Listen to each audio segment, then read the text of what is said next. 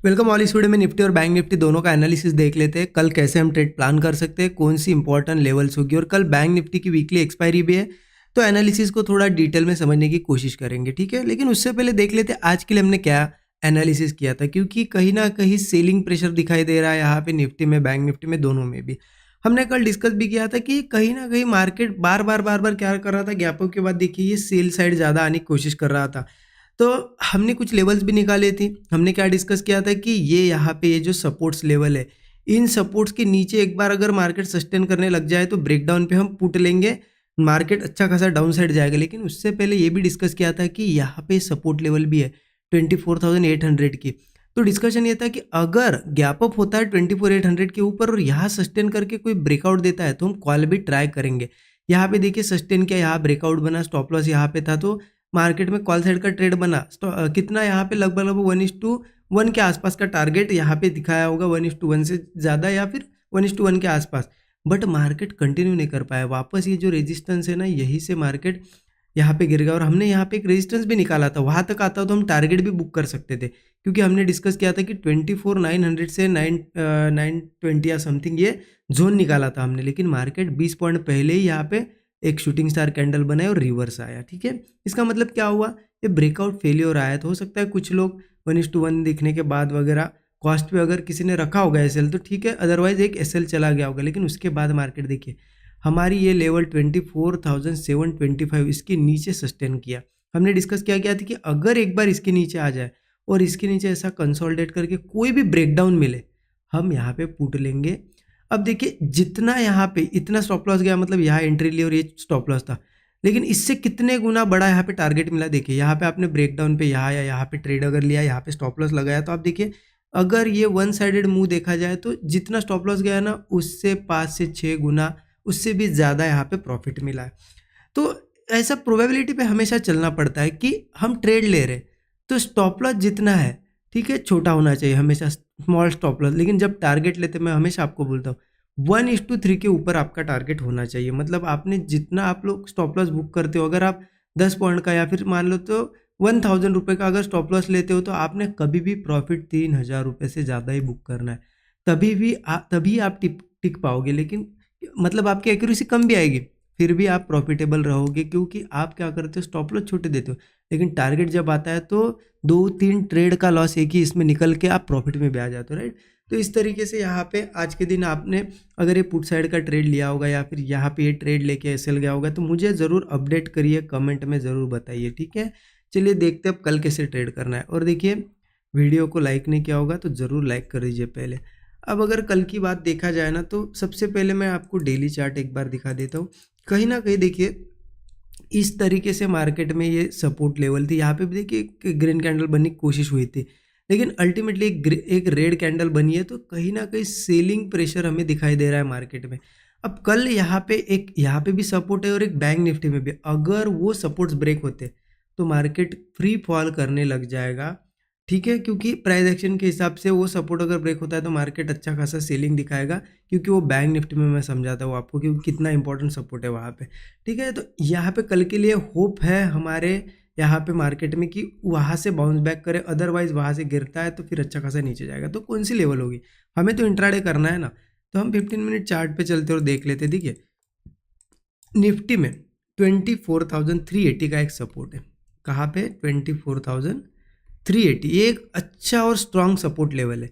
तो अब मार्केट इसको टेस्ट तो करेगा ही करेगा, लेकिन यहाँ पे टेस्ट करके हो सकता है यहाँ से बहुत बड़ा बाउंस बैक भी दे।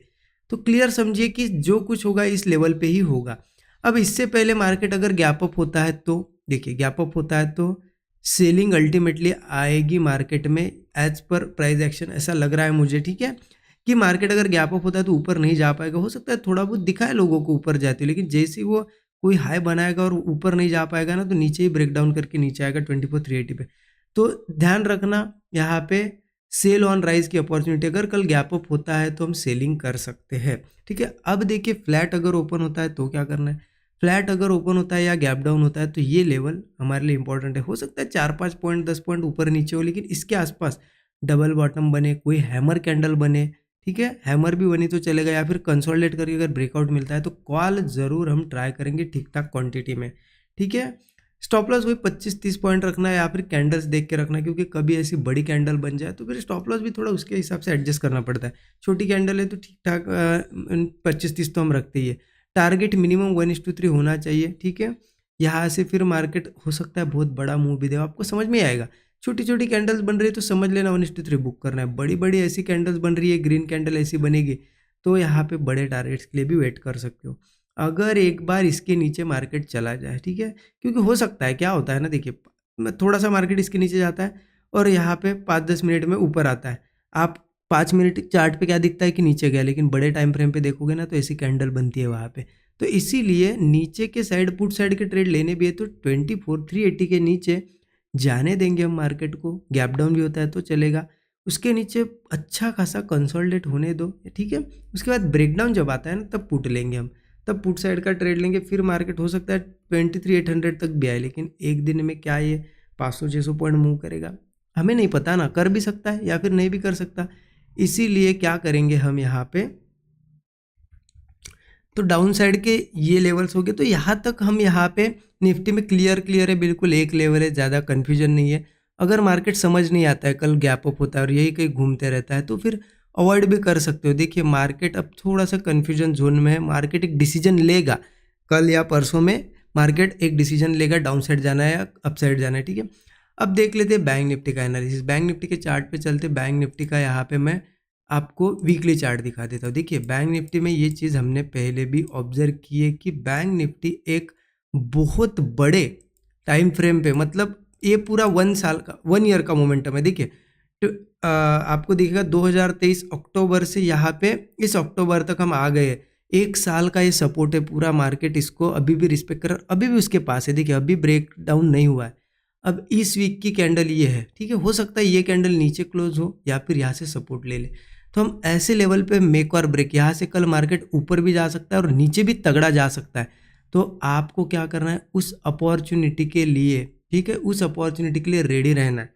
तो कौन सी लेवल होगी वो देख लेते, क्योंकि सपोर्ट है यहाँ पे, तो ये मिटा देता और मैं सीधा आपको ले चलता हूँ 15 मिनट चार्ट पे। देखिए बैंक निफ्टी का अगर देखा जाए ना तो यहाँ पे 51,100 पे सपोर्ट है, जो अभी हमने देखा वही सपोर्ट हमें मिल रहा है 51,100 पे। अगर आप इन डिटेल बिल्कुल उसको अगर मार्क करते हो बिल्कुल छोटे टाइम फ्रेम पे तो आपको समझ में आएगा कि वो 51,100 के पास वो सपोर्ट निकल के आ रहा है। तो क्लियर है कि हमें पता है यहाँ सपोर्ट है। अब गैप अप होता है तो क्या है, ये मार्केट ऊपर तो जा नहीं पाएगा, कोशिश करेगा, सिर्फ ब्रेकआउट भी दिखा सकता है लेकिन फेल करके नीचे आ सकता है। इसीलिए गैप अप होता है, कोई भी हाई बने उसके बाद वो होल्ड करके नीचे आता है तो हम पुट साइड का ट्रेड प्लान करें। कोई ब्रेकआउट फेल होता है तभी भी पुट ले सकते हैं, पहले सपोर्ट तक आएगा। अगर इनकेस डायरेक्टली मार्केट सपोर्ट पे आता है तो सिंपल है, जैसे ही सपोर्ट पे आएगा यहाँ पे शूटिंग स्टार ने हैमर कैंडल बने या फिर यहाँ पे कंसोलिडेट करके ब्रेकआउट दे या फिर डबल बॉटम बने, कोई भी बुलिश यहाँ पे सेटअप बनता है, कॉल हम प्लान करेंगे। 40 से 50 पॉइंट तो एक मिनिमम हमारा स्टॉप लॉस होना चाहिए, एक 1:3 का टारगेट होना चाहिए। अगर अच्छा खासा मूव आता है तो आप वेट कर सकते हैं, क्योंकि ऐसी लेवल है, ऐसे मूव अपसाइड का भी बड़ा आ सकता है। और अगर इसको ब्रेक करता है, मान लेते गैप डाउन या किसी केस में कल मार्केट गैप डाउन करके या डायरेक्टली इसको ब्रेक करता है, तो डायरेक्ट तो प्लान मत करना, क्योंकि आप लोग गलती क्या करते हो ना, ब्रेक किया आपको लगता है अरे बाप रे इतना अच्छा सपोर्ट, ब्रेक वाले ले लो, पुट ले लो कि चला जाएगा। ऐसा नहीं करना है, कभी मार्केट डायरेक्ट नहीं जाता है। मार्केट दो कंडीशन में जाएगा, एक तो इसके ऊपर ही होल्ड करेगा और ब्रेक डाउन देगा। तो जैसे होल्ड करके बहुत ज़्यादा टाइम स्पेंड करके अगर ब्रेक डाउन दे रहा है तो क्या उसका मतलब है कि उसने ट्राई किया सपोर्ट बनाने के लिए लेकिन फेल हो गया। तो ऐसे में डायरेक्टली पुट ले सकते हैं। अगर मार्केट धीरे धीरे इसको ब्रेक कर रहा है तो वेट करो, इसके नीचे सस्टेन वगैरह करने दो, होल्ड करेगा अच्छा खासा, फिर ब्रेक डाउन पे पुट लेना। पुट लेंगे हम, स्टॉप लॉस कितना रखना है भाई 40-50 पॉइंट, टारगेट 1:3 रख सकते हो। फिर मार्केट अगर आने नीचे आता है तो 50,300 तक भी आ सकता है, 800-900 पॉइंट का इजीली मूव दे सकता है। बट आपको क्या करना है, स्टॉप लॉस के हिसाब से टारगेट रखना है। चलो फ्लो में वो आ रहा है फास्ट तो रुको, अगर स्लो आ रहा है तो 1:3 1:4 बुक कर लो, ठीक है। इस तरीके से प्लान करना है। आई होप चीज़ें आपको समझ में आई होगी, सिंपल तरीके से रखने की कोशिश की एनालिसिस को। अगर अलग कुछ करता है, नहीं समझ में आता है तो अवॉइड कर सकते हो, ठीक है। वीडियो अच्छा लगा तो जरूर अपने दोस्तों के साथ शेयर कीजिए, चैनल को सब्सक्राइब कीजिए नए लोग हो तो।